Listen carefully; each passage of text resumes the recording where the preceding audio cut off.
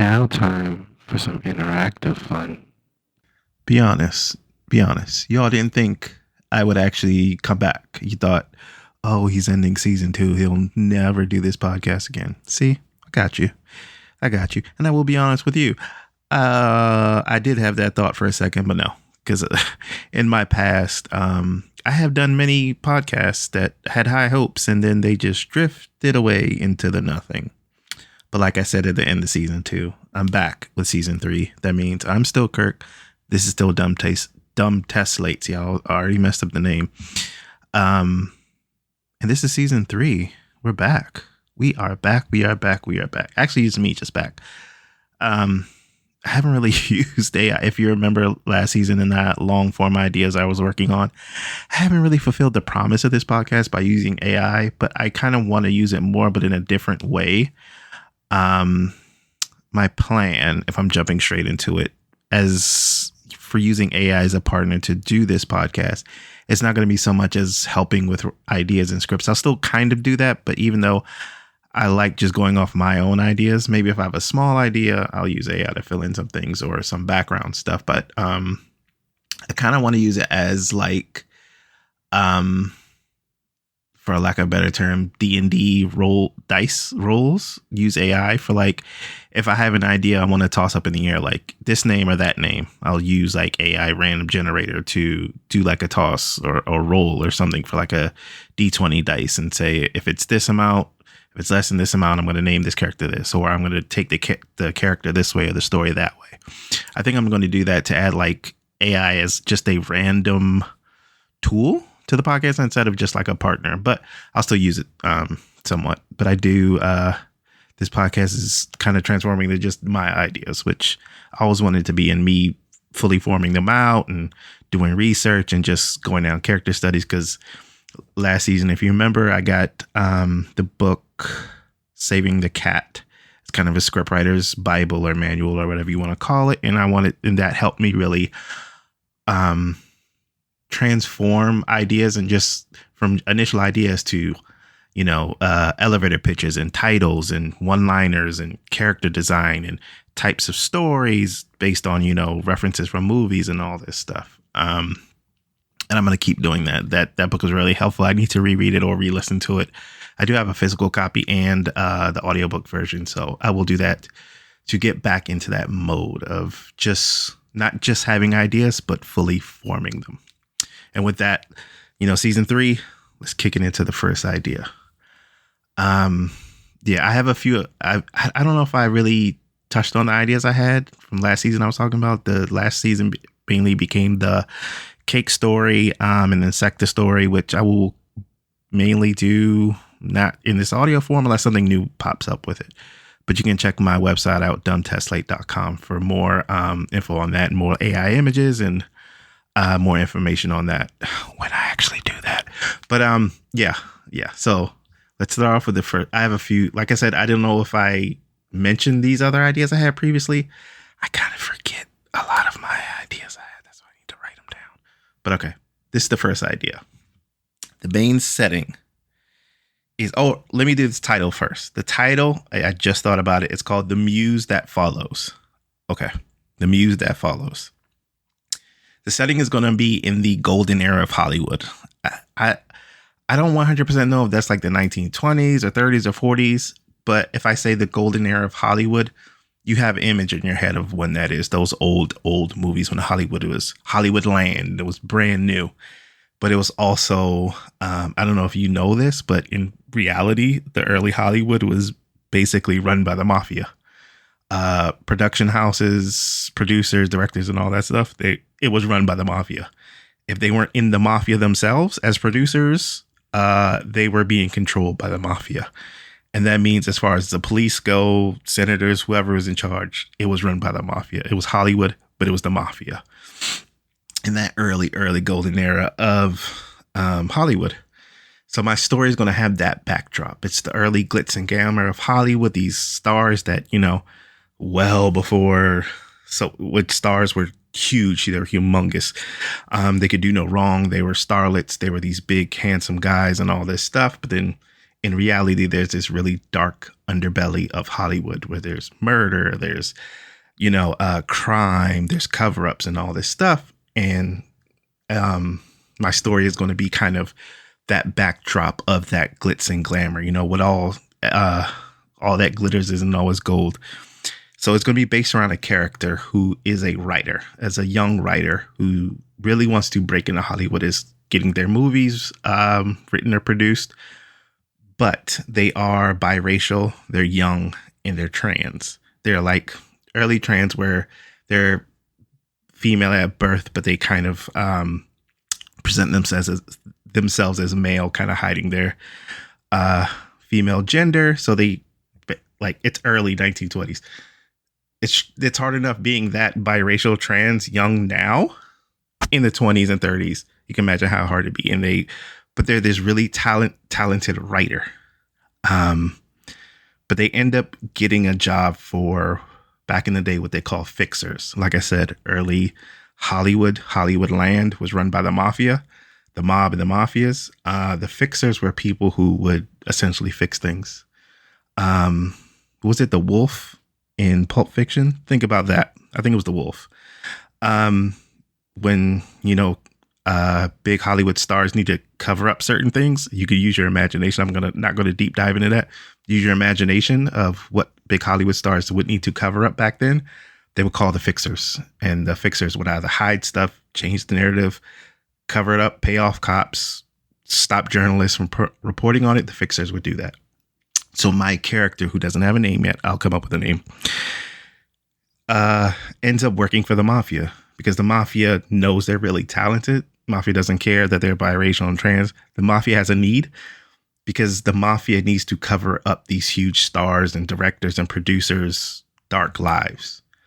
And so they hire this person to work with the fixers because when something needs to be covered up and a different story than what actually happened needs to be sent to newspapers and journalists, that's what my character does. So my character, when, like, say, for instance, a big Hollywood star does something wrong, use your imagination. They don't call the police. They call the fixers. The fixers come out and they bring my character, this young writer, and the young writer basically looks at, say there's a crime scene, say there's something that needs to be covered up. They write a different narrative that could be sent to newspapers and journalists. So the Hollywood star is not the one caught up in the conspiracy. The narrative gets changed. And my character, the writer, is so good at that they can do that and make it believable, because it's all about the spin. It's all about building the celebrity of these actors and stuff. The thing I like, that's the fiction of the story. That's going to be the backdrop, the character that I'm going to build on. But actually, another part of it is I want it to be kind of based on a few true life crimes. Let's just say that crimes or actual real life true crime stories that happen at different times. Because another thing that this idea came from was, for some reason, I don't know why, the movie Fargo, classic movie Fargo from the 90s. It took me forever. I didn't watch it. I was a kid in the 90s. I didn't watch it. I watched later on as an adult, and it's an amazing movie. There's actually a TV show that I need to watch. I don't know if it's set in, I think, North Dakota, Fargo, but it's probably just, similar in the name. But going back to the movie Fargo, it kind of seems like it's a true crime story. But what I heard from the directors, the Coen brothers, right? Coen brothers, right? Figured out later, is that even though it's like one narrative true crime story that you can believe, I think hopefully I'm not messing this quote up, but it was what they were saying was that true crime, that story they used in the movie is based off of like 3 different actual true crimes that really did happen, like kidnapping, a murder, a ransom, and all that stuff. And it always like sat in my mind when I was thinking about stories and ideas that, like, I always am fearful or worried, I should say, about using true crime, because if you listen to this podcast before, I talk about a lot of times. I listen to a lot of true crime podcasts and I watch documentaries and all that stuff. And they're always intriguing, but I'm worried about using actual true crimes in my fictional stories. But that thing about Fargo, about using different elements from different crimes to build one fictional story, I was like, maybe I could do that. And so this story, my HollywoodLand story, The Muse That Follows, that's the title I came up with. I'm thinking I'm going to use, or I want to use, a few different elements from actual true crimes that happened or supposedly happened. You never know. To fill out the kind of the drama, the intrigue of this story, because my story is going to be a true crime story, kind of a mystery true crime story. That one's, you see like the posters of like the mysterious killer movies from the early Golden Age of Hollywood. It's going to be kind of set like that. So the true crime, there's a couple true crime stories I want to borrow from. There's an actual, and this is one I need to research more. Next episode, I'll research more about this, because this is like this is the genesis of where I get this idea from. There was actually there was a murder. I think it was a writer or a producer in classic Hollywood, you can imagine, was killed. And if I'm remembering the story, like I said, it was like a podcast I listened to years ago about this, where I think it was a writer, a director, or a producer. It was a man who was killed in his like Hollywood mansion home. And the last person to see him alive was, I think, a female actor who was in one of his movies. And she was the last one to come to his house or his apartment or something in Hollywood. And she was the last one to see him and the last one to leave. But the story, of course, got twisted that someone else did it. But when they kind of, looked at this years and years later, they said maybe she might have did it because she was the last person there.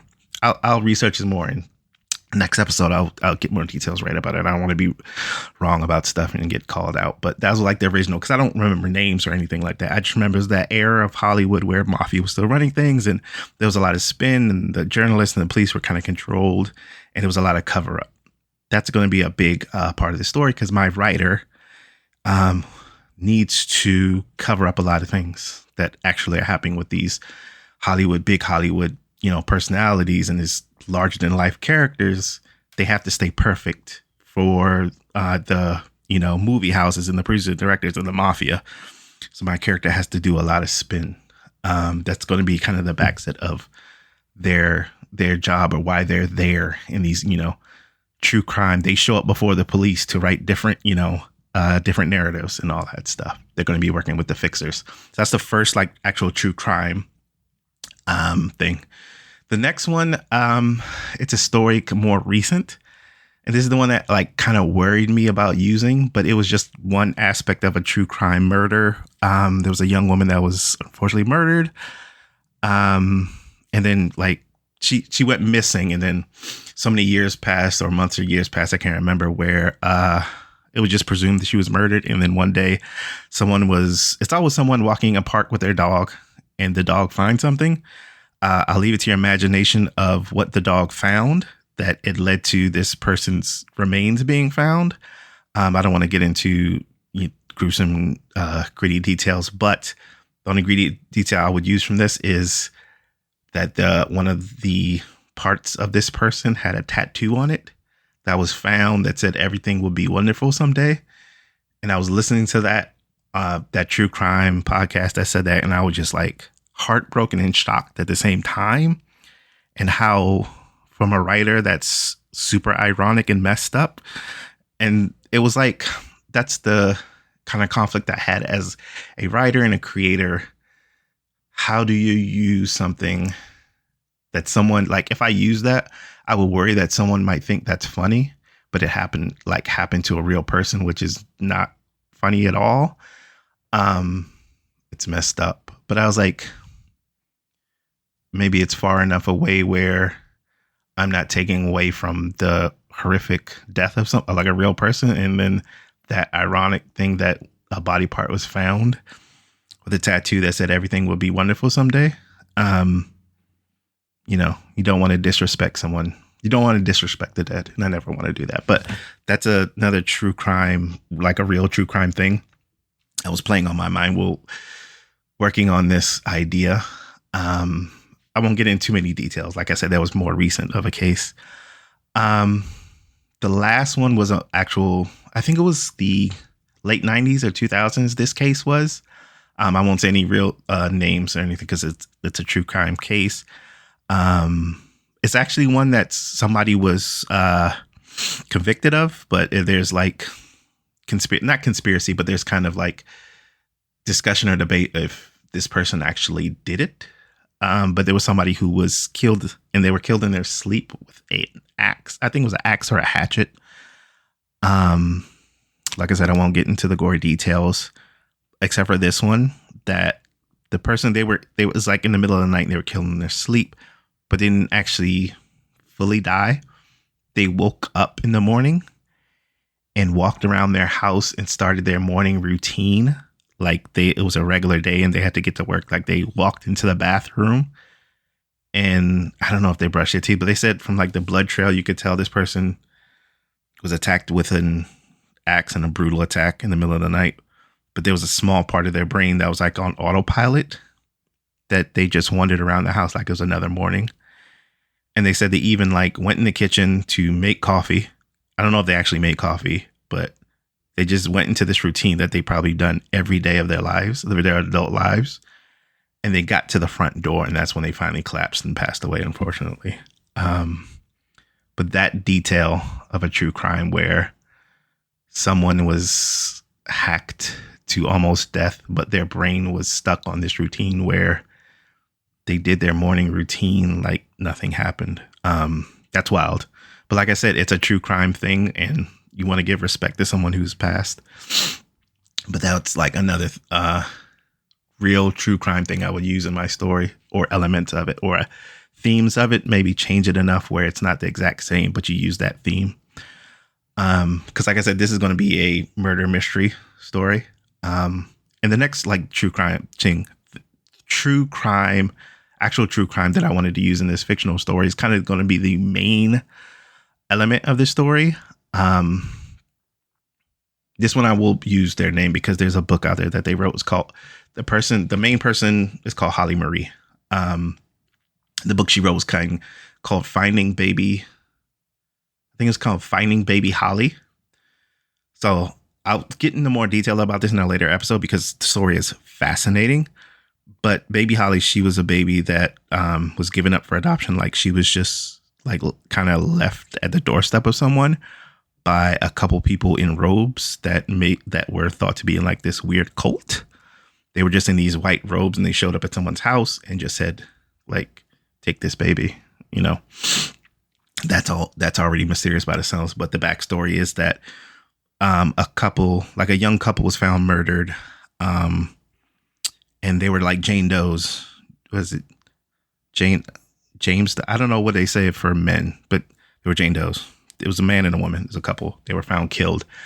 And nobody knew who they were for years and years and years. And finally, later on, DNA or whatever happened where it matched up with two people who they figured out who they were. And they figured out that this couple were in a cult and they think it was linked to that cult that gave the baby, and that the woman was the mother of the baby that was given up, because many years later on, the baby that was given up way back then, two police officers came to her workplace and asked, "Are you Holly Marie?" She was like, "Yes." And because DNA testing and familial testing, that's how they realized the couple that was murdered were the parents of Holly Marie. And she grew up with this adopted family who took great care of her, but she didn't know that her parents were actually murdered when she was a baby. And it was supposed that they never found who actually did it, but there's all this backstory with this religious cult that maybe this cult murdered this young couple because they wanted to leave the cult.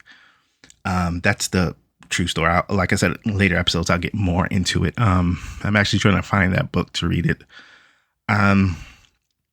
But that cult, I'm going to use kind of a fictional version of it. And that cult is going to be kind of the big conflict of this story, that you realize that all the murders, spoiler, my character is going to be rewriting and covering up details about murders, that this cult is kind of going to be connected in that. that's going to be the backdrop of my HollywoodLand story. That's called The Muse That Follows. And also another part of the story that my character is going to kind of be Holly. They may be Holly Marie. Like they figure out that they're this baby that was given up. That's why they don't really know their past. Their parents were murdered long ago when they were younger by this cult. And this cult is kind of still going on in HollywoodLand and still killing people mysteriously. And my writer has to kind of uncover that, uncover their own past. That's going to kind of be the backdrop of the story. But yeah, that's my first big idea for season 3. Next episode, I'll go back into and get more about the real true crime things I want to use for this. I'll look for that Baby Holly book and the first idea that I talked about, the true crime one, where it was actually in the golden era of Hollywood. There was a cover up of a murder. There's a lot of like dirt and grime from the golden era of Hollywood that I can use as references and backdrops. But yeah, season 3. I knew you didn't think it was going to happen, but we're here. Season 3. That's where I ended. I want to get off to a good start. Get into a good motivation point for myself. Get the creative juices flowing for season 3. I hope you hear from me soon. So yeah, that's where I'll end it. Thanks again for listening. I'm still Kirk. This is still Dumb Test Late. You're still you. Hope you're doing something great. We're getting into the fall, so I mean, some spooky season stuff will come up. I need to do a good spooky season. Couple ideas. The one, I'll give you a little preview, and I thought about this one earlier when I was coming home. It's going to be called Invisible Birds, or that's going to be the idea, Invisible Birds. That's a little sneak preview, but yeah, I'll end it there. Do something good, do something nice, be happy. Catch you on the next one. Bye-bye.